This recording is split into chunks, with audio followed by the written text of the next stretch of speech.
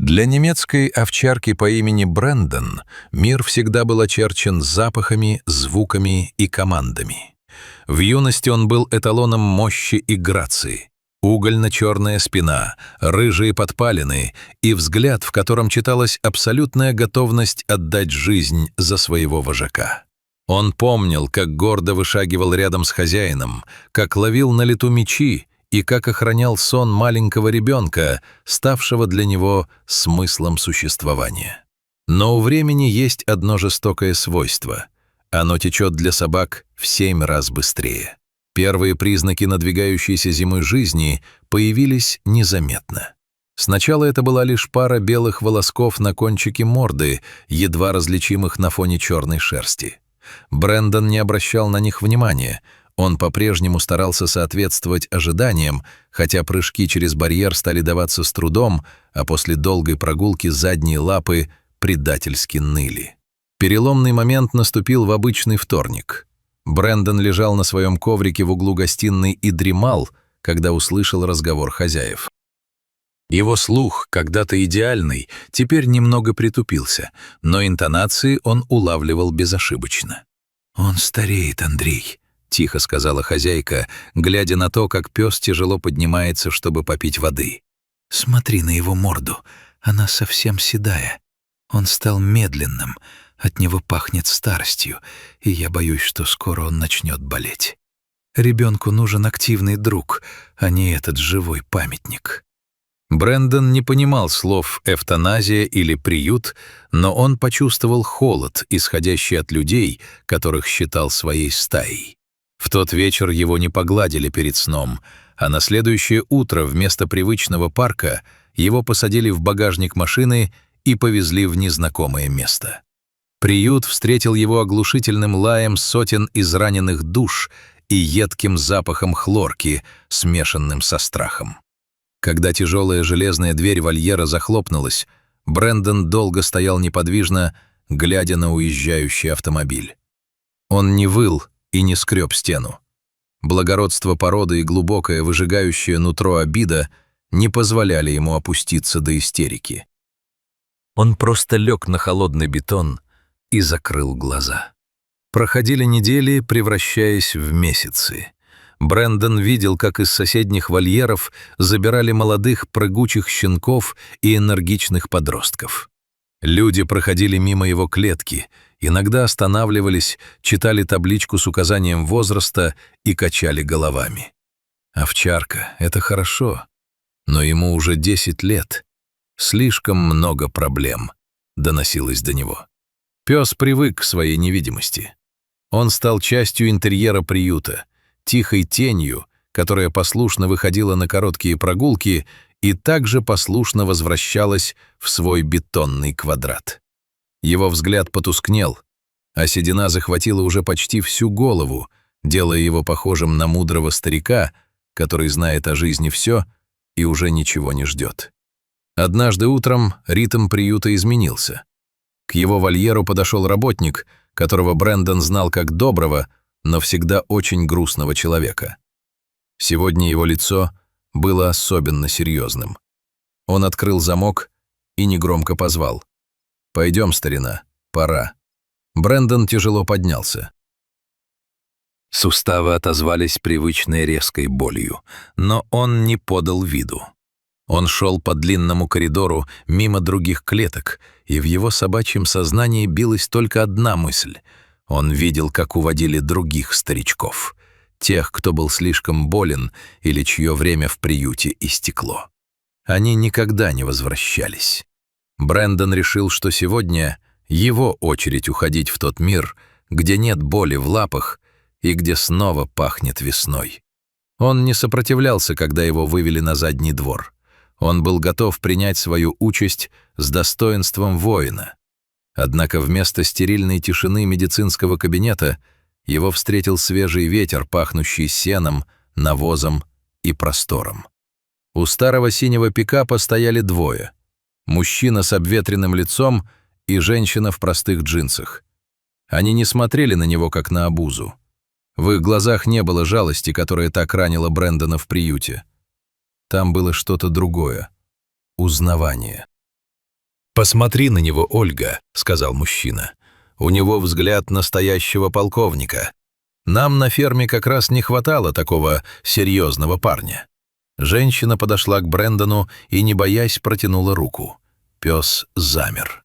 От нее пахло домом.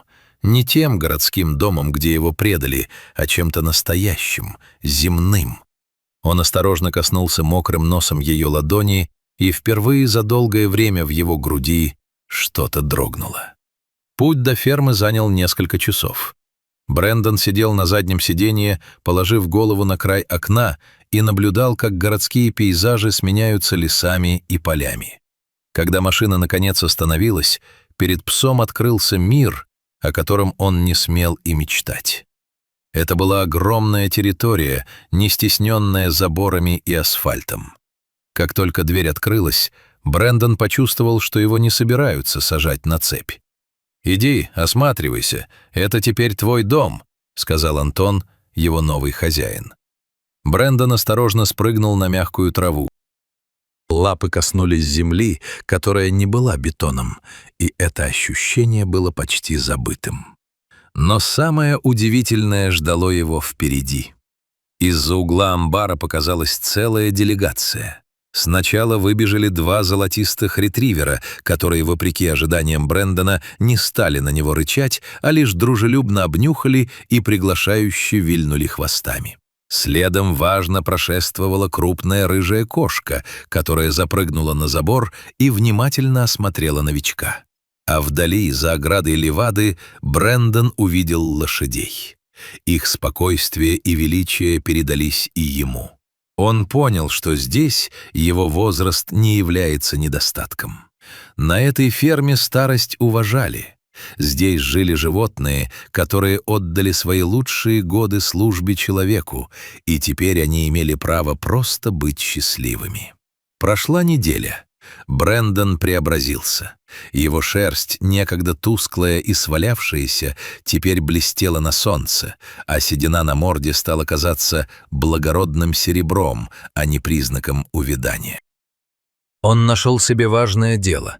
Каждое утро он обходил территорию вместе с Антоном, проверяя, все ли в порядке у кур и не забрел ли кто чужой к лошадям. Его суставы все еще болели по утрам, но радость от осознания своей нужности была сильнее любой боли. Он снова стал защитником, вожаком, другом. В один из солнечных полдней Полина, хозяйка фермы, вышла на крыльцо с фотоаппаратом. Она увидела невероятную картину. Брэндон лежал на лужайке, а вокруг него суетились котята. Один из них бесстрашно залез псу прямо на голову, а другой пытался играть с его хвостом. Грозная немецкая овчарка, гроза нарушителей и символ мужества, не просто терпела эти вольности. Когда Полина позвала его по имени, Брэндон поднял голову, посмотрел прямо в объектив и улыбнулся. Это была не просто гримаса. Его губы разошлись, обнажая зубы в совершенно человеческом выражении восторга, а глаза светились таким глубоким, искренним счастьем, что у женщины перехватило дыхание. В этот момент стало ясно. Этот пес не просто доживает свой век, он начинает свою лучшую жизнь. История Брэндона быстро разлетелась по округе, став напоминанием для всех, кто боится брать старых животных из приютов. Оказалось, что любовь не имеет срока годности, а преданность собаки, получившей второй шанс на пороге вечности, не знает границ. Брэндон доказал, что седая морда — это не финишная прямая, а лишь смена декораций в великой пьесе жизни, где главный герой наконец-то нашел свой настоящий дом. Он больше не боялся шагов в коридоре, не боялся одиночества и забвения. Каждую ночь, засыпая на мягкой подстилке у камина, он знал, что завтра наступит новый день, полный запахов травы, тепла человеческих рук и бесконечного простора, где его всегда будут ждать. И если вы когда-нибудь проедете мимо той старой фермы на закате, вы наверняка увидите большую овчарку с серебряной мордой, которая уверенно смотрит вдаль, зная, что мир — это доброе место, если в нем есть те, кто готов увидеть сердце за пеленой прожитых лет. Этот пес прожил еще много счастливых сезонов, став живым символом надежды для волонтеров приюта. Его фотография с той самой улыбкой висела на доске объявлений как доказательство того, что чудеса случаются, когда кто-то решает дать шанс тому, от кого все отвернулись. Брэндон не просто выжил. Он победил время, доказав, что истинная красота и верность только крепнут с годами, подобно хорошему вину или крепкому дереву, чьи корни уходят глубоко в землю, а ветви тянутся к самому солнцу. И в каждом движении его хвоста, в каждом спокойном вздохе читалась одна и та же истина. Никогда не поздно начать все сначала, если рядом есть те, кто верит в тебя до самого конца.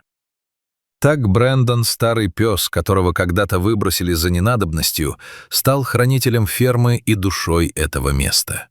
Его улыбка была его благодарностью миру за то, что он не позволил ему уйти в темноту непонятым. И каждый раз, когда новые посетители фермы удивлялись тому, как радостно встречает их этот седой великан, хозяева просто отвечали: «Он не старый. Он просто очень долго шел домой и, наконец, пришел». И в этом была вся суть его жизни. Долгий путь через преданность, боль и ожидание к простому собачьему счастью, которое не измеряется годами, а измеряется только количеством любви, которую ты успел отдать и получить взамен. Дорогие друзья, если вам понравился данный видеоролик, поставьте лайк и подпишитесь на канал, чтобы не пропустить новые истории. А также пишите комментарий, что вы думаете об этой истории. До свидания.